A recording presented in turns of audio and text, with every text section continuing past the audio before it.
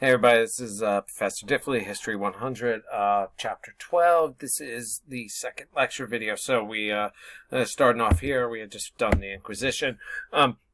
So lay piety. So this is about the religiousness of the regular people. Again, the lay people here are not the church officials. So during this era, you have groups like the Dominicans and the Franciscan, these friars orders, these orders of monks going around and preaching to the people, traveling preachers. Many of them were university educated. We're going to see the Dominicans, especially the Franciscans, are going to be educators at the universities of the day, and there still are major universities that are Catholic universities that have these monks teaching, these friars. And so an example is this Friar Berthold, a German friar who's depicted here, who traveled the length of Germany, the breadth of Germany, preaching all across the area to local townsfolk. And people were drawn to this heavily. One, because this is one of the main first people, other than their local clergy member, that they are encountering. And then these people, these friars are university trained, so they're going to have the knowledge. And that's why people want to talk to them, is the knowledge.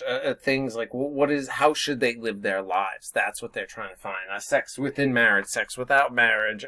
These are many of the questions people had about the sinfulness of it.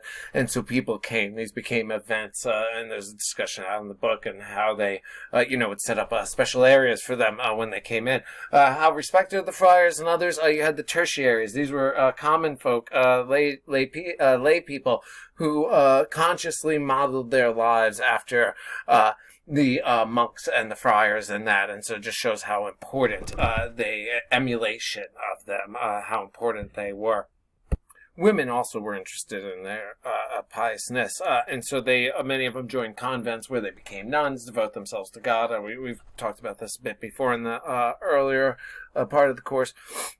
And so the convents are in some ways similar to the monasteries and others. Others joined the Beguines. These were, they essentially lived in monastic communities, but they never took the formal vows to the oath of religion to live that way. So many of them would come and go. Others would, in other areas, like the tertiaries in many ways. These were women too, who would keep their lives, everyday lives, mothers, wives, whatever other businesses they were running out of the home. And at other times, part of the week, they would devote themselves to these activities as if they were in a monastery, or they would really organize their day in such a way, emulating the friars or nuns and others. And then you had mendicants. Mendicants are some of the four that were some of the ones that were recognized. Dominicans, friars, they take a vow of poverty, and they travel around, usually in urban areas, and through their charitable works, and rely on donations. So mendicant later becomes a term of a beggar, and so that can be viewed both negatively. Here they're doing it as charity, that they're repaid by the kindness of those they help, would be the view. And women also join those groups there too. And so back to this as part of the that comes from Innocence, the Thirds and the Fourth the Lateran Council, is Jews as others. And so you have again the intensifying persecution, as we talked about before, because they were viewed as a unique threat to the society, because they were Catholic or Christian here. And you also had lots of exploitation and expulsion of Jews, both from societies and from and so they were then kept out of the trade. So increasingly they were, left without certain kinds of work. Others in other areas, their lands were confiscated, and so they weren't allowed to be farmers and forced to move to cities. In other areas, their land was confiscated, and this is confiscated by the state, by the monarchs. They were deemed serfs, so they were said to be serfs. They had to be, and remember, serfdom is similar to it's different than vassalage in the sense that it's involuntary. So these people become tied to the land and have to owe taxes and dues to the lord without their consent to it. And so other kings declared them all serfs and took their lands. So look at the ones who were confiscated, pushed off the land, and then they go to cities, they can't work in the trades. And so in many ways they were restricted to money lending, and in France they were specifically restricted to money lending by royal law.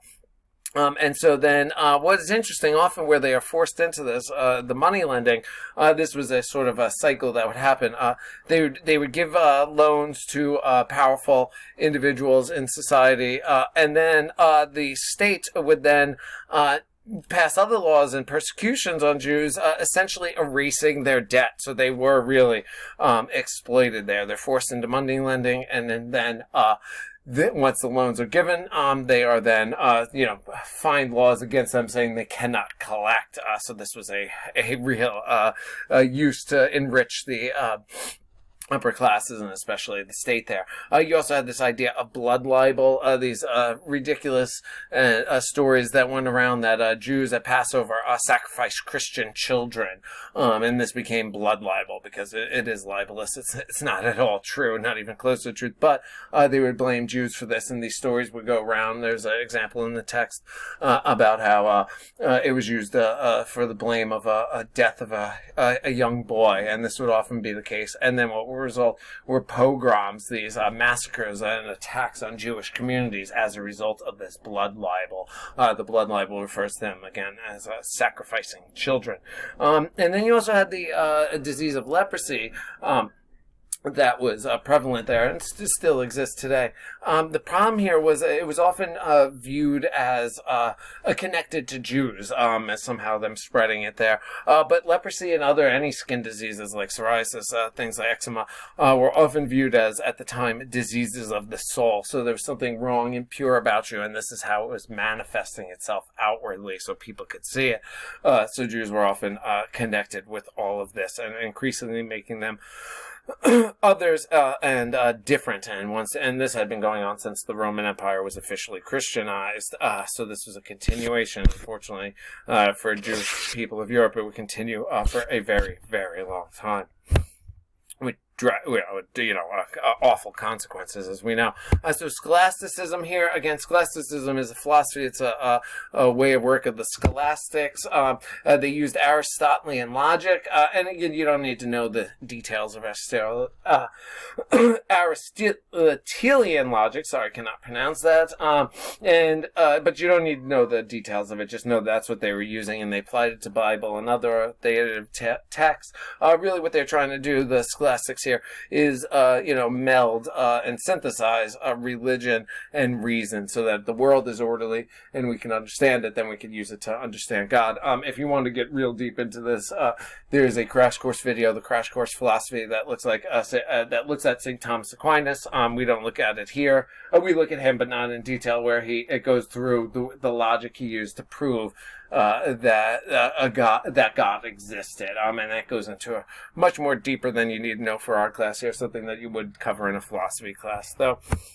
And what they did was write the summas, these summaries, and reconcile all knowledge. And these would be their famous books, or their final books. Where they would go through everything and usually approach them as questions and systems there.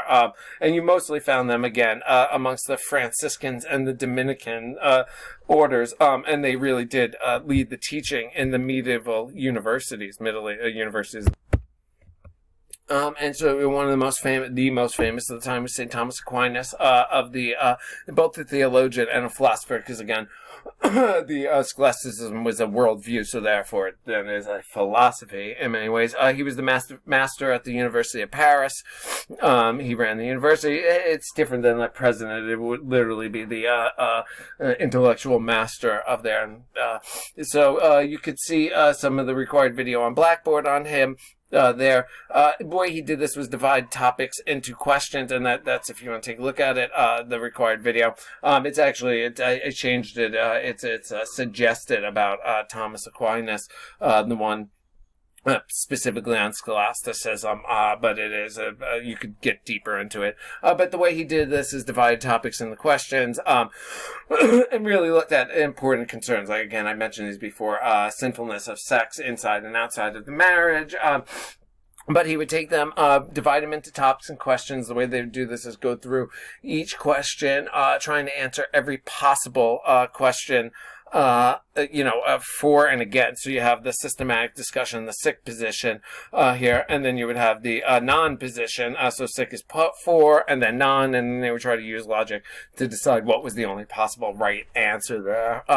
Again, remember when I said in the beginning that some of this work, the synthesis in other ways, they're a stretch. You really had to strain and do some mental gymnastics to make them work. That is what you would see with this these summas that they created. But his most famous was the Summa Theologica in 1273 on this topic there. So the other new synthesis here is in the vernacular writing in the regular languages. Dante Alighieri is viewed as creating the best synthesis of this. And again, what's the synthesis of the heavenly, so the religious and the everyday? And this is done in the Divine Comedy, where he has Virgil guide him through hell, and he looks at it. So it's his conception of hell, but it addresses everyday concerns. You also have the anonymously written French, The Quest of the Holy Grail there, which also again tried to mirror the heavens and the earth there combined.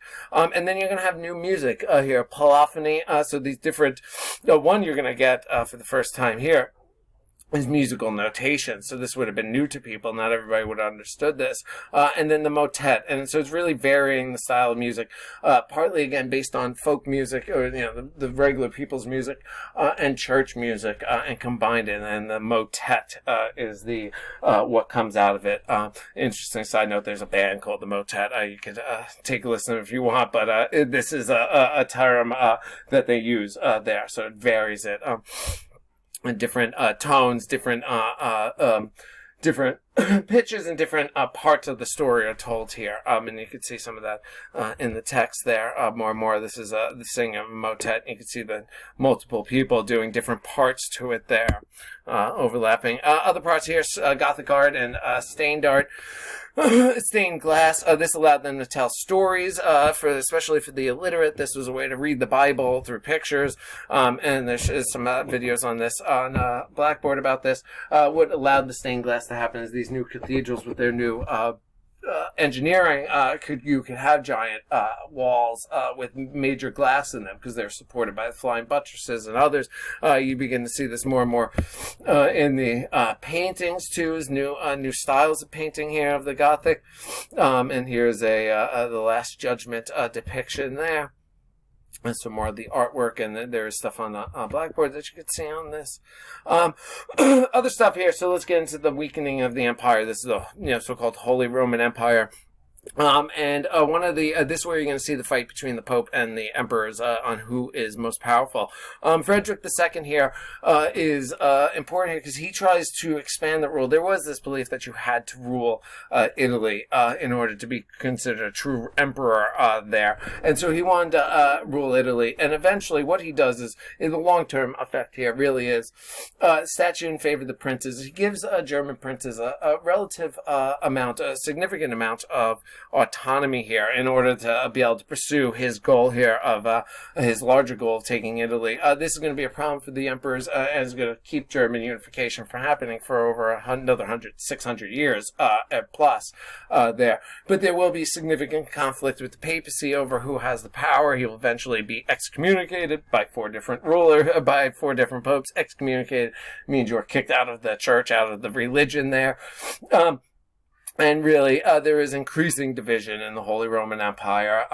Again, as I mentioned about the German princes flexing their power, and so increasingly there's less and less centralized rule in the Holy Roman Empire.